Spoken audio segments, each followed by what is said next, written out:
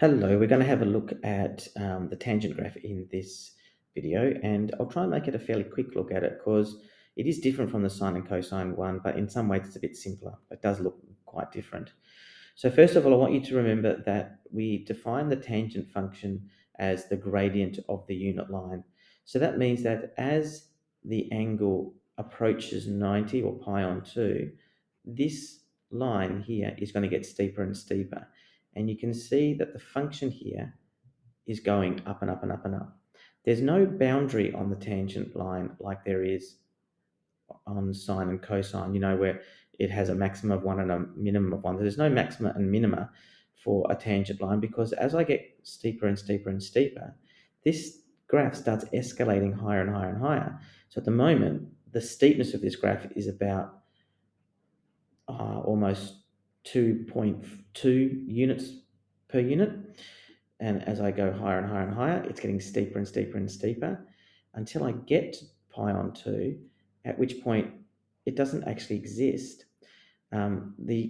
Effectively, the gradient is almost like it's infinity, which is why it's just shot off the page like that. As soon as I go the other side of pi on 2, we're going to have a very, very steep but negative gradient. I'll exaggerate it a bit so you can see it, and you'll see it's starting to come back now. So it's down here because it's a negative gradient, and it's getting less and less steep. So as I approach pi, it gets flatter and flatter and flatter until it hits pi, and we're back to 0. I know that's not quite there, but you get what I mean though. Along here, we've got a flat line. So at pi, we're going to have a gradient of 0. So at 0, there's a gradient of 0. At pi, there's a gradient of 0. Then as I move to 3 pi on 2, we get the same effect here happening here. We've got a fairly flat gradient here, hence a small value of tan.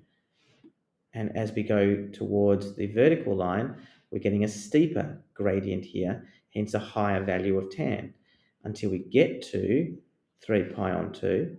And again, it's now gone right up into the stratosphere again. It doesn't actually exist at 3 pi on 2. So just before 3 pi on 2, it's basically heading towards infinity. And then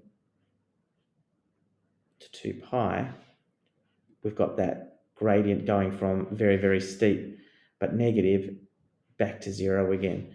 So we've got this, and we've got this, and we've got this over 2 pi. If I go to 4 pi, we've got it happening over and over and over again. It's got this lovely stripy thing.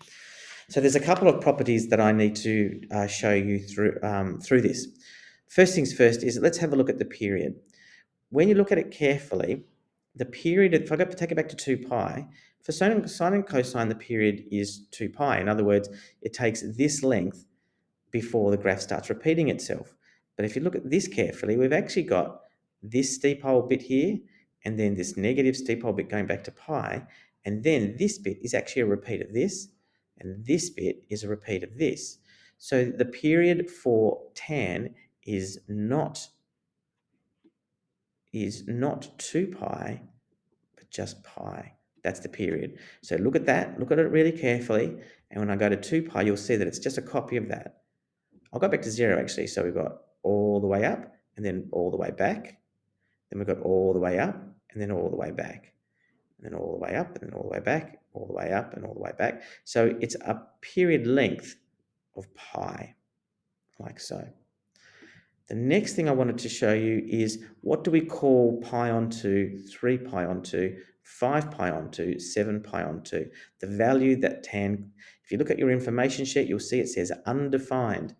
Tan of pi on 2 is undefined. Tan of 3 pi on 2 is undefined. And then it won't be on your information sheet, but the tan of 5 pi on 2 is undefined because we can't have a gradient of infinity effectively. Well, this is a bit like our limit theory. It's a value that cannot be actually reached, but it will head towards that value. So we call these things asymptotes. Asymptote. So we draw a vertical line in here for each of our asymptotes to show that this line is what the graph of tan is reaching towards but never actually hits. And then on the other side of the line, it's the line that it's moving away from. It never hits that line, but it moves away from that line until it gets back to the middle, and then it heads towards the next line, but never actually reaches that line. And that's an asymptote. It's a value of the graph that the function never reaches, but heads towards.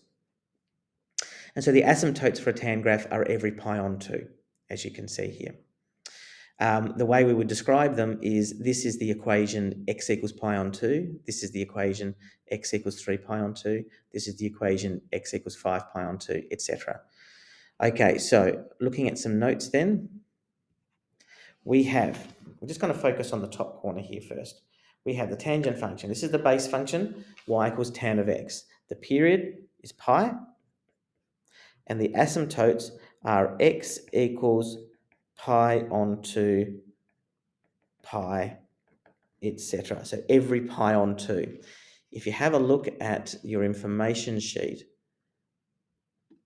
you will see that there's the graph of tan, there's the asymptotes that I spoke about before, there's the function y equals tan nx. It says, we'll look at period pi on n in a second, but it says first asymptote is solve nx equals pi on 2. So it means if you solve this, the first one, in the base graph n is 1, so x equals pi on 2. The first asymptote is pi on 2, and the next asymptote is that further along. So pi on 2, then pi, then 3 pi on 2, etc. So that's it from the information sheet.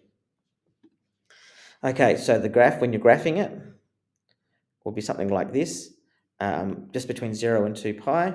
I've got the way I drew these again is I put 2 pi all the way over here, and then I went and put in pi halfway, and then I went in pi on 2 and 3 on pi on 2 halfway there. So that's how I do it. That one, then halve it, then halve them again.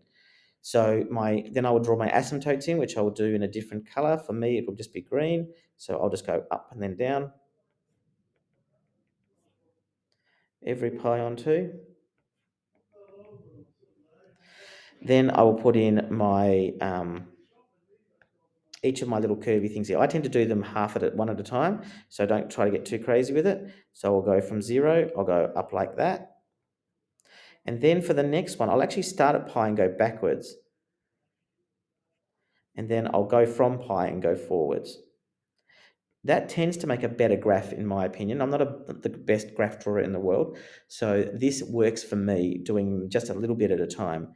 And then the last one is from 2 pi,